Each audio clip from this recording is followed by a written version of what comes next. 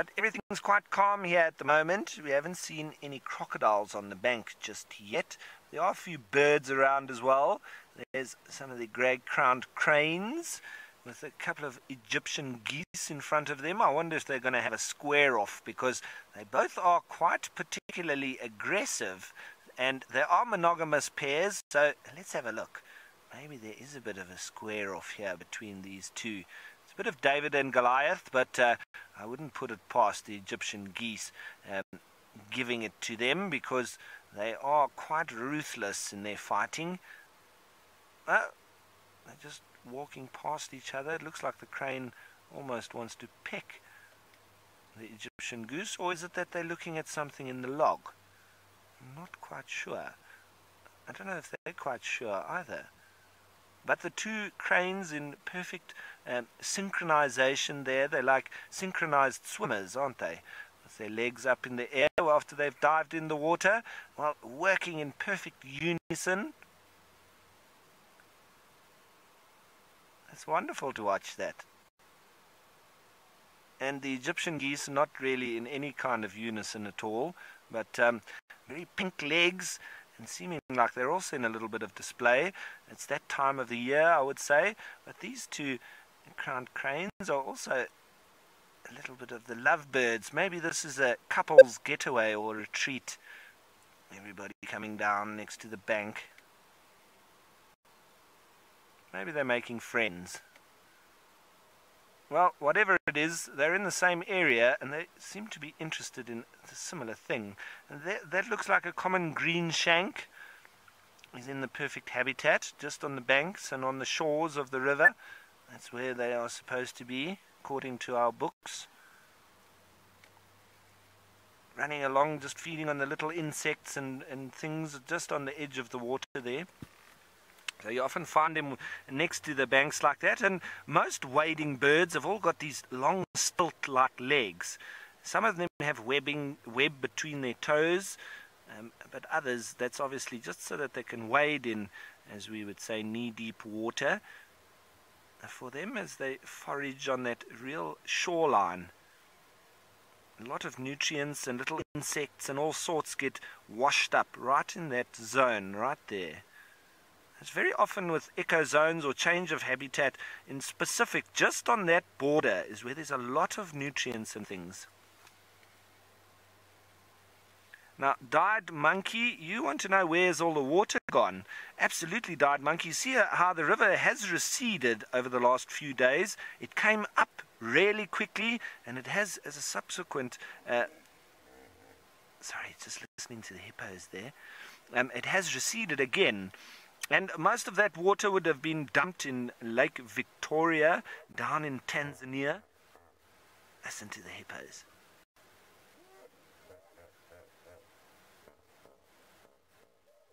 That is one of the best sounds in the bush. When we say in the bush, I know that we're looking at a river, but that's a general call that we say in these parts when we're talking about being in the wild. So we talk about being in the bush. I suppose it would be like Australians saying being in the outback. For us, we say being in the bush. I think the Australians also say being in the bush as well. And yes, so the hippos are not in the bush per se, but they're in the wild. There's a lot of good-looking individual hippos here.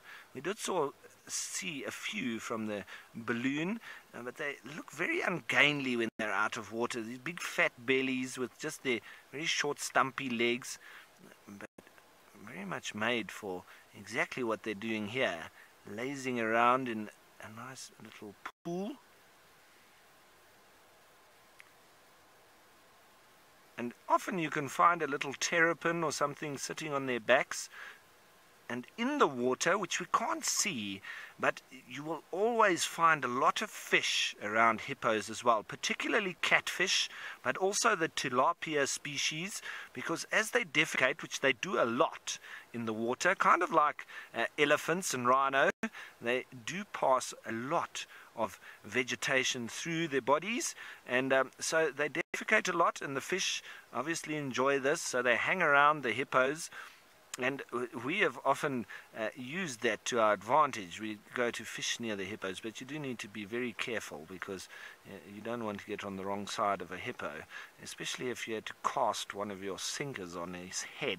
I think he'd get a little bit angry with you. So you do need to be very careful, and we are very cautious.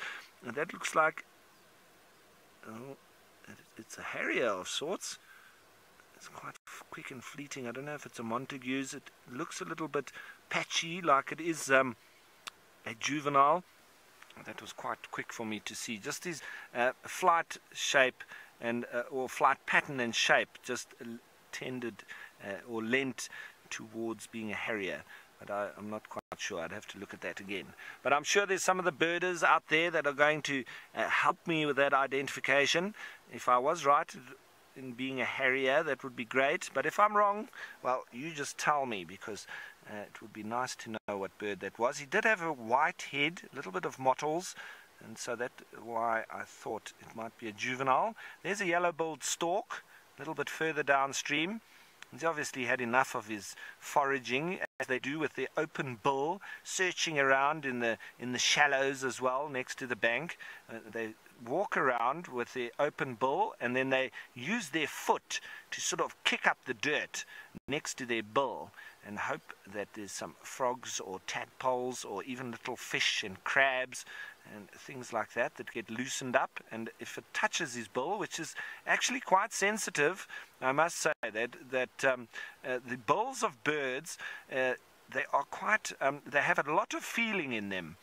So it's not just like a nail or something like that you wouldn't have any feeling in it. They have a lot of receptors within the bill, and they would be able to feel fine little vibrations, and if a crab or a tadpole had to touch the bill, they will feel it and snap it closed.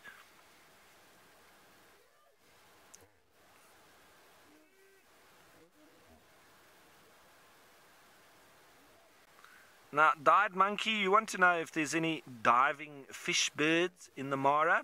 Well, I think what you might be thinking of, but tell me if I'm wrong, some of the kingfishers, and yes, we do. We've got a lot of the kingfishers here, the giant kingfisher, and I'm talking about the actual fishing or piscivore specimens of the kingfishers. There's the giant kingfisher, the pied kingfisher, the malachite kingfisher, and so they are very good divers into the water. And the pied kingfisher being one quite special, because he's quite a good hoverer, so he will spend a lot of time above the water, flitting around, looking for the little fish to dive in on. They normally use the sun to their advantage as well. You're putting it behind their back, and so it would be looking into the sun, their prey. Now, Tom, you want to know how hippos prevent sunburn? Well, they do excrete like this kind of waxy substance that it almost makes them look a little bit of a whitish blue color. And it is quite waxy or oily, and it is one way of them helping to protect themselves from the sun. Another way for them, so that's a natural sort of sunscreen that they excrete. And so that definitely helps, but they also do spend quite a lot of time in the water, in quite murky water like you see here. So that also does help screen the harmful effects of the sun, and that's why you'll also find them spending lots of time in the water. But mostly, and there's one defecating now, you see, even in the water they can be marking their territory or splashing their dung around, that the males can have a good smell of it, and or even taste it, and it does show them or indicate to them where they are in their sort of cycle or in terms of reproduction. But the hippos with the sun. It's particular with that excretion that helps them more so than being in the water. But being in the water actually helps with their thermoregulation, because they're not able to maintain a perfect temperature as well as most mammals, so they do come in the water to assist with that. And when it's very hot outside, you will then find them in the water, and when the water is very cold, you'll find them outside of the water. So it does depend a lot on the temperature of both of outside and in the water as to where you'll find them. They do definitely get affected by the sun, and that's why they will be moving in and out of the water at different times. And as we know, they do go out to graze, so if the sun isn't out, they can spend extended periods of time grazing and walking through when the sun isn't out, and I mean that during the day.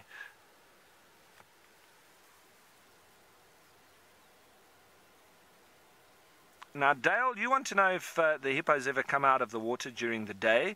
Yes, they can do. If it's very cold, and even if the sun's out, but it's very cold, they'll come out and they can graze. Other times is when it's very overcast or even misty or foggy, like we actually had the other morning. It was very misty here in this particular spot, and there were hardly any hippos in the river. They were all out during the day, grazing along in the plains. And so it was a very good indication of the conditions that we were finding all the hippos out of the water.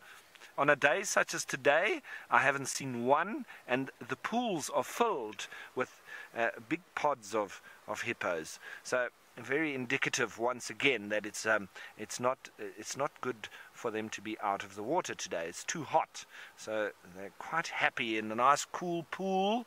And yesterday we were in this exact spot as well, and they were playing around and wrestling, a couple of the youngsters. But for now, there's not too much action. There is at least a bit of vocalizations, and they are coming up and down. It's a little bit more entertaining than watching lions when they are completely flat.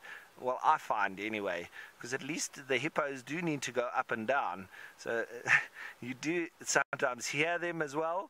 And with flat lions in the middle of the day, it's a good idea to come down to the river and enjoy that time with some of the hippos. And then as it cools down, then maybe you move back towards the predators who might be a little bit more active. Okay, everyone, I think we've spent enough time at this particular pool with this particular pod of hippos, and the crowned cranes are still walking in unison. But let's move on a little bit and see what else we can find. Maybe stop off at one of the other river crossings, and after that I'm going to be returning in a similar direction, but then heading out towards the hyena den, because I want to just pop in and see what's going on there, see if there's any action. Oops, let's go this way.